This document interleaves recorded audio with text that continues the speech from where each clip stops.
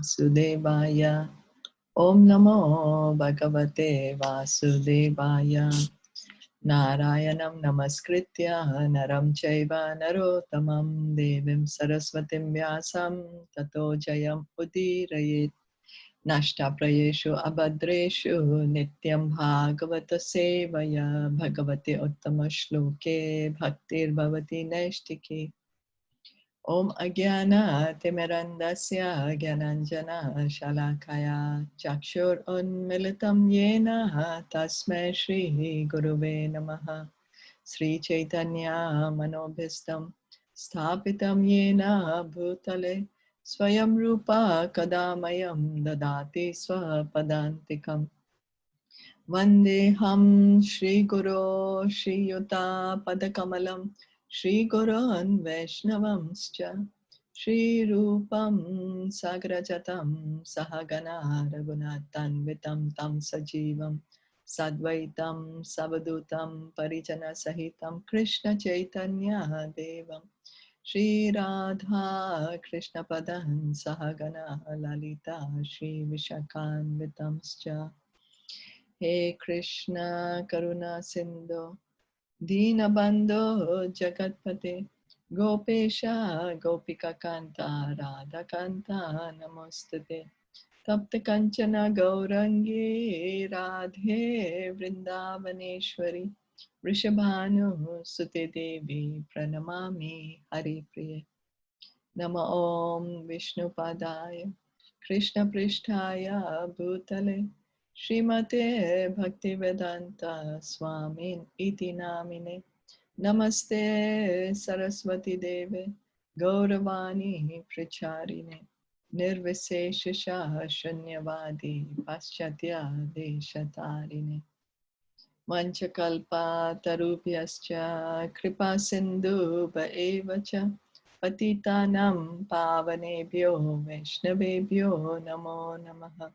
Jai Sri Krishna Chaitanya Prabhu Nityananda Shri Advaita Gadadhara Shivasadi Gaura Bhakta Vrinda. Hare Krishna Krishna Krishna Hare Hare Hare Rama Rama Rama Hare Hare.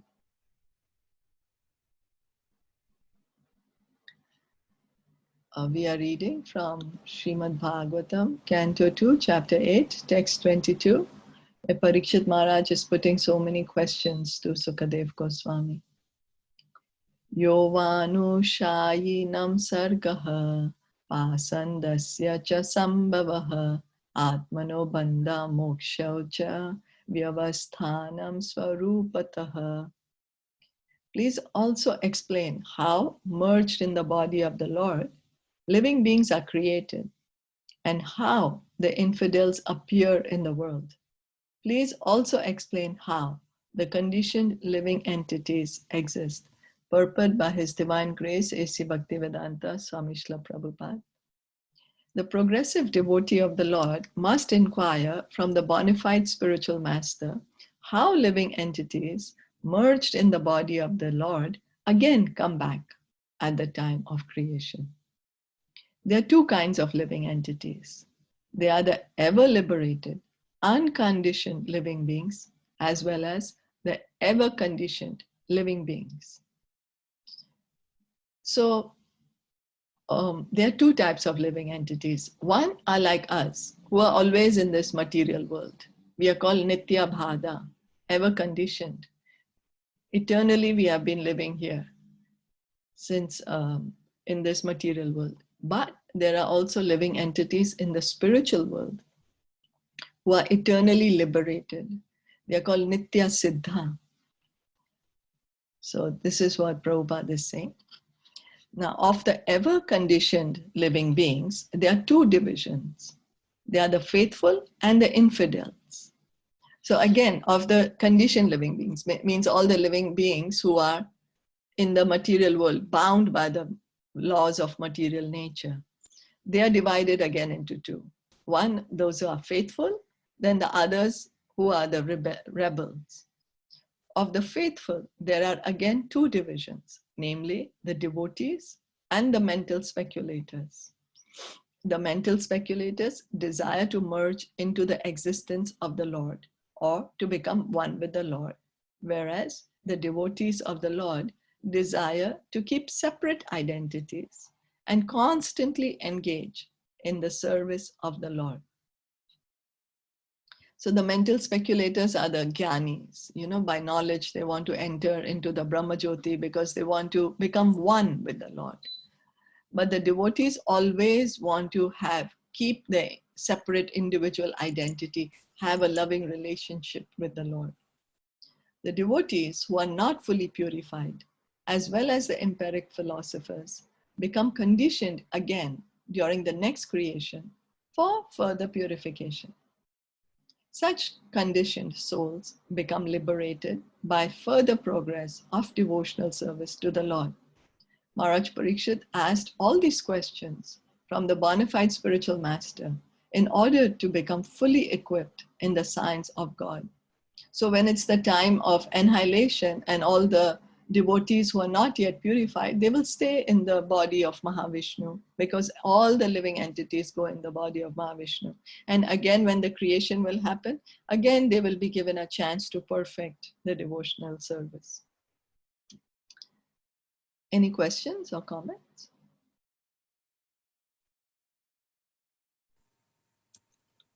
All good. Okay. So text 23. Yathatma tantro bhagavan vikridati atma mayaya visrijya va yatha mayam udaste sakshivad vipuho. The independent personality of Godhead enjoys his pastimes by his internal potency, and at the time of annihilation gives them up to the external potency, and he remains a witness to it all. So Lord Sri Krishna, being the Supreme Personality of Godhead and fountainhead of all other incarnations, is the only independent person. He enjoys his pastimes by creation as he desires and gives them up to the external energy at the time of annihilation. By his internal potency only, he kills the demon Putana, even though enjoying his pastimes in the lap of his mother Yashoda. And when he desires to leave this world, he creates the pastimes of killing his own family members, Yadukula, and remains unaffected by such annihilation. He is the witness of everything that is happening, and yet he has nothing to do with anything. He is independent in every respect. Maharaj Parikshit desired to know more perfectly, for a pure devotee ought to know well. So Krishna, he is not like us. He's not bound that he has to appear in he has to take birth in a certain family to certain parents, or to even in a certain species. Like we cannot choose what is gonna be our next body. We can't say, no, I want a body of a demigod or something. I must have it. Well, we can choose right now if we make the correct decisions. That's how we can prepare our next body. But after the judgment is made, what body we are supposed to get based on our actions, we can't choose. We can't say, I want to be born in this country at this time to these parents. But Krishna, he's independent. He does not even need to come here, but he comes here only to enjoy pastimes with his devotees and to attract our hearts, those who are conditioned here always in this material world. He comes to show us that, oh, he has such loving pastimes with his devotees. So he comes to attract our hearts and take us back home. But all these activities that Krishna does, he's independent in them. He's not forced by any laws of material nature. He's not forced to do anything as we are. We are bound, always bound, and Krishna is always independent. In this material world, we are always bound. So if we want to be truly independent, then we also have to go back to the spiritual world, and then we can be independent in relation to Krishna. What does it mean? Like at the time of annihilation gives them up to the external potency. Okay. And then, Gives means. yeah. So when he left the world, they did the Yadus, they fought with amongst each other, and that's how they killed each other. So as somebody who does not know the pastime, they'll say, oh, how come the Yadu dynasty, they killed each other and like that. But Krishna created this pastime so just so that the Yadus could live with him. Otherwise, nobody could let them go, you know. They couldn't die. They are eternal servants of Krishna. So they couldn't die. They would be living here forever, but it was time for Krishna to go back. And so he organized this pastime just so that they don't miss him too much here. You know, they also needed to go back. It was time for them to go.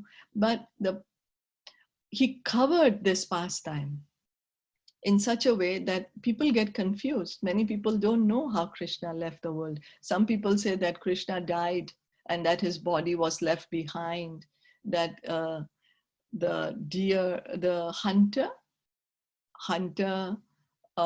was here, Krishna died with the arrow which was pierced in his foot. But can you imagine, how can somebody die with a arrow in the foot, where Krishna has already lifted mountains, killed demons, fought so many battles with so many powerful kings? How can an arrow in the foot kill him? So this he created was just for the non-believers. So this is the Maya Shakti. He covered it. He covered the whole pastime of his leaving, his real leaving. And he left behind a material body for people to see, for the non-believers. But for the pure devotees, they know that he went in his own Sachidananda form. Krishna never dies. His form is always Sachidananda. Is that okay? Yeah. Okay. Okay. So we go to the next one, text 24. Sarvam etaccha bhagavan prachato me anupurvashaha tatvato arhasi udhar patum prapanaya mahamune. O great sage, representative of the Lord, kindly satisfy my inquisitiveness in all that I've inquired from you and all that I may not have inquired from you from the very beginning of my questionings. Since I am a soul surrendered unto you, please impart full knowledge in this connection. The spiritual master is always prepared to impart knowledge to the disciple, and specifically when the disciple is very inquisitive. Inquisitiveness on the part of a disciple is greatly necessary for the progressive disciple. So on our part also, we should follow in the footsteps of Maharaj Parikshit and put relevant questions. We should also ask relevant questions, not in a challenging manner, but with a sincere attitude of really desiring to know. Maharaj Parikshit is a typical disciple because he's perfectly inquisitive. If one is not very inquisitive about self-realization, one need not approach a spiritual master simply to make a show of discipleship. Not only is Maharaj Parikshit inquisitive concerning all he has inquired about, but he's also anxious to know about what he has not been able to inquire.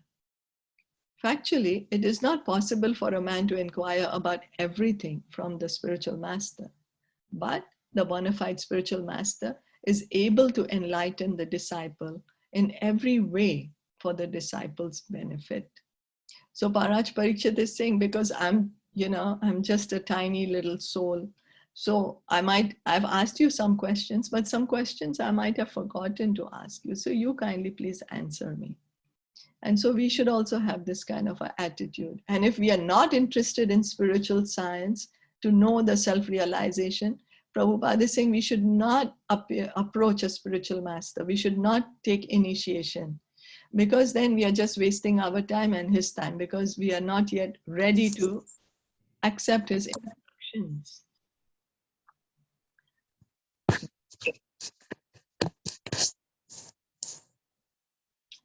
So text 25. But the thing what he's trying to say is not like just for show off, or because everybody has a spiritual master, so I should also have a guru, you know. Guru is not for fashion. It's for really inquiry. So text 25. Atra parmanam hi bhavan parameshti yathatma buhu apare chanu tishtati avidyam purvajay kritam. So, O great sage, you are as good as Brahma, the original living being. Others follow custom only, as followed by the previous philosophical speculators. It may be argued that Sukadev Goswami is not the only authority of perfect knowledge in transcendence, because there are many other sages and followers. Contemporary to Vyasadeva, or even prior to him, there were many other great sages such as Gautam, Kannada, Jaimini, Kapila, and Ashtavakar. And all of them have presented a philosophical path by themselves. Patanjali is also one of them. And all these 6 great rishis have their own way of thinking, exactly like the modern philosophers and mental speculators. So there are these 6 main branches of philosophies which are put forward by these 6 great philosophers, you know. And then, so the point is being raised that why is Parikshit Maharaj only asking Sukadev Goswami and not any of these? The difference between the 6 philosophical paths put forward by the renowned sages above mentioned and that of Sukadev Goswami, as presented in the Srimad Bhagavatam, is that all the 6 sages mentioned above speak the facts according to their own thinking. But Sukadev Goswami presents the knowledge which comes down directly from Brahmaji, who is known as Atma Buhu, or born of and educated by the Almighty Personality of Godhead. So this is the way of receiving and speaking the transcendental knowledge.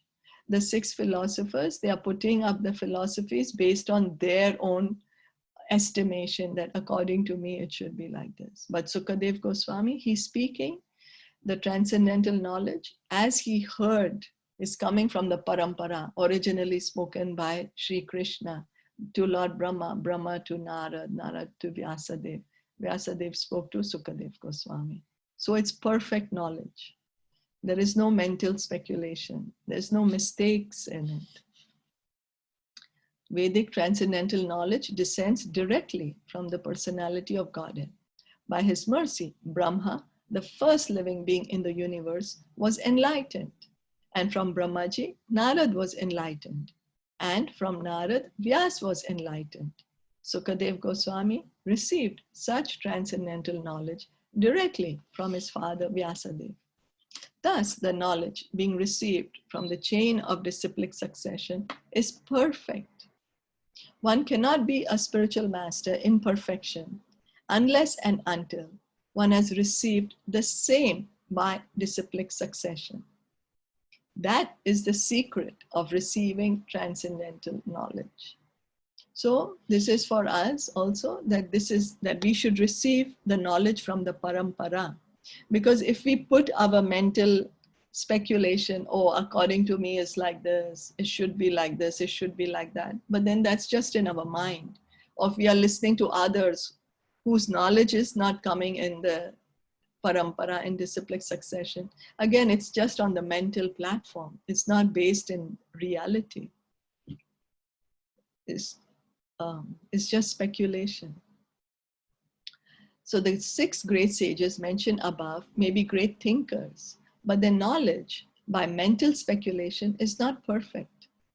However perfect an empiric philosopher may be in presenting a philosophical thesis, such knowledge is never perfect because it is produced by an imperfect mind. So no matter how perfectly we are able to put forward a logic and argument about a certain theory, but our minds are imperfect. Such great sages also have their disciplic successions, but they are not authorized because such knowledge does not come directly from the independent Supreme Personality of Godhead Narayan. So even though these sages, these great six philosophical authorities, they have their own disciples and disciplic successions. They are not bona fide, they are not authorized. Not by following them can go back home, back to Godhead. Will still remain in this material world. Why? Because it's not coming from Krishna. Krishna is the only truly independent person. No one can be independent except Narayan. Therefore, no one's knowledge can be perfect, for everyone's knowledge is dependent on the flickering mind. Mind is material, and thus knowledge presented by mental speculators is never transcendental and can never become perfect.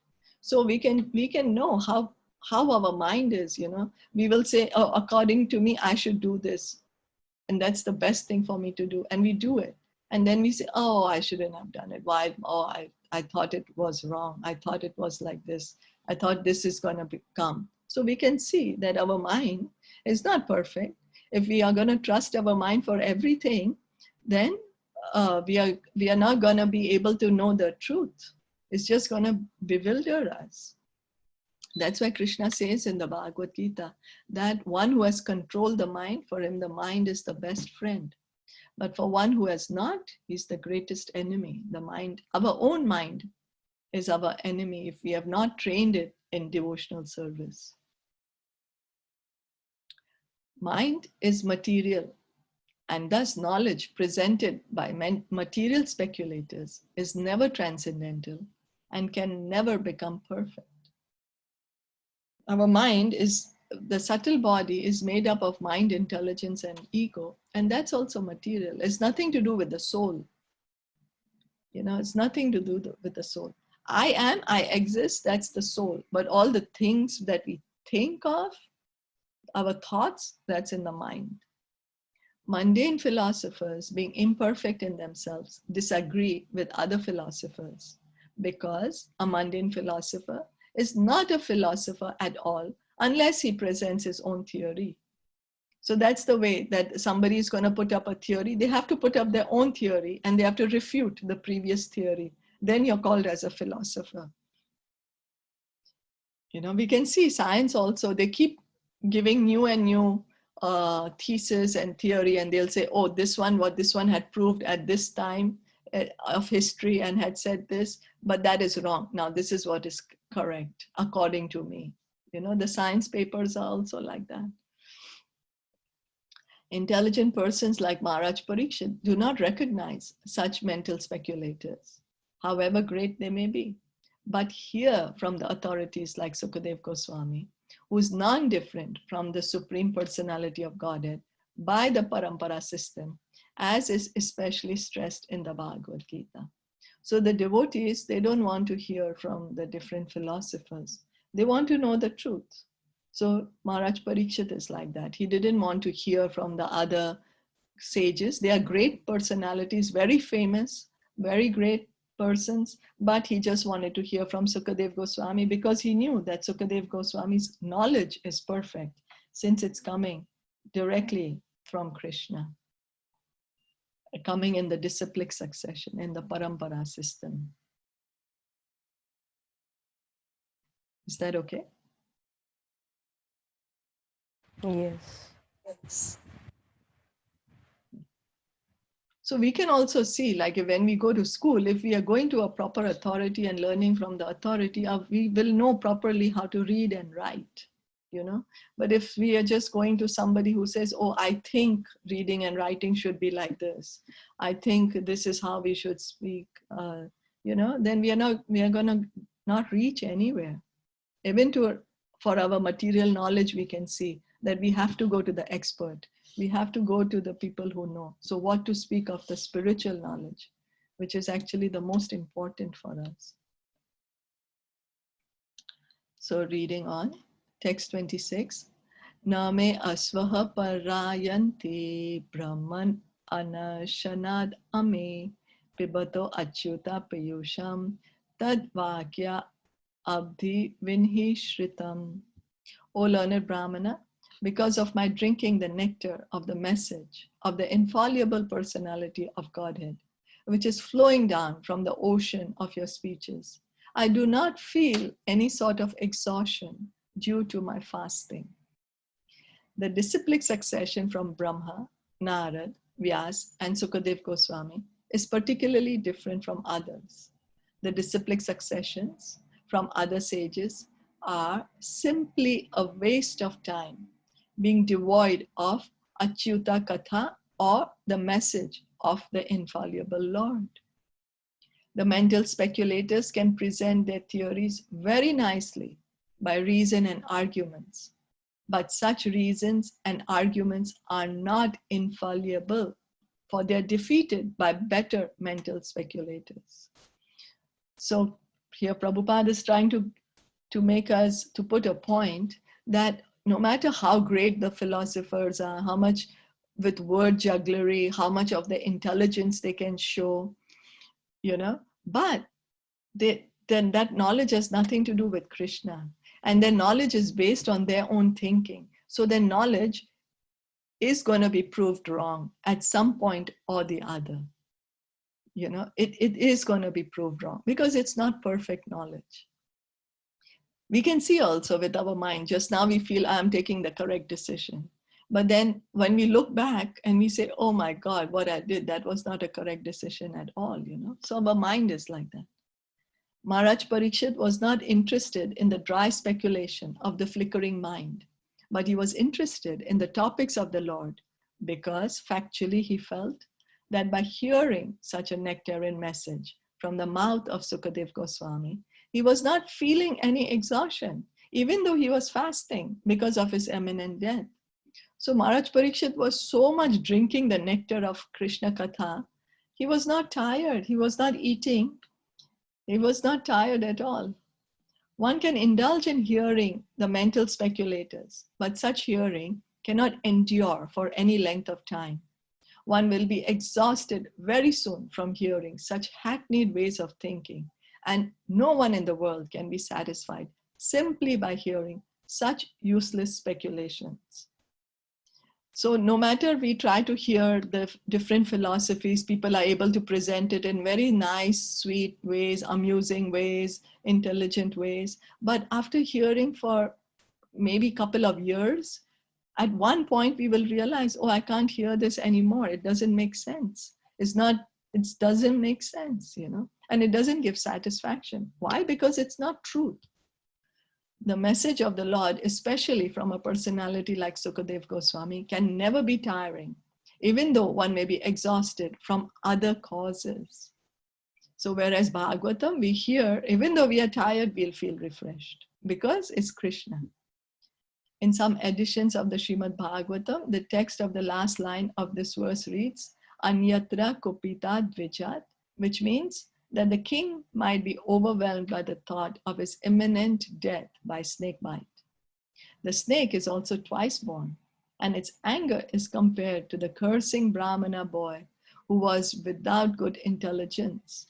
Maharaj Parikshit was not at all afraid of death, for he was fully encouraged by the message of the Lord. One who is fully absorbed in Achyuta Katha can never be afraid of anything in this world. So the stress is being put that, oh, was that Maharaj Parikshit was anxious that he's going to be killed by the snake? A snake is going to come, that he was cursed. But no, he was totally absorbed in hearing Krishna Katha. Totally absorbed. And because he was totally absorbed in Krishna Katha, he was not fearful. Wherever there is Krishna, there is no fear. If we are totally taking shelter of Krishna, To the degree we take shelter of Krishna, to that degree we become fearless. Our fear goes away. And the more fearful we are, because we are not taking proper shelter of Krishna. Because he's our true shelter. The soul knows that. After all, it's natural, no? We, the souls, are parts of Krishna. We are totally dependent on him. Only we are not accepting it. The more we accept it, the more fearless we become. Is that okay? Yes. Okay. So we can stop here then. Srimad Bhagavatam ki jai, Srila Prabhupada ki jai, Gaura Bhakta Vrinda ki jai, Hari Hari Bol. Hari. For joining in. Thank you. Have a great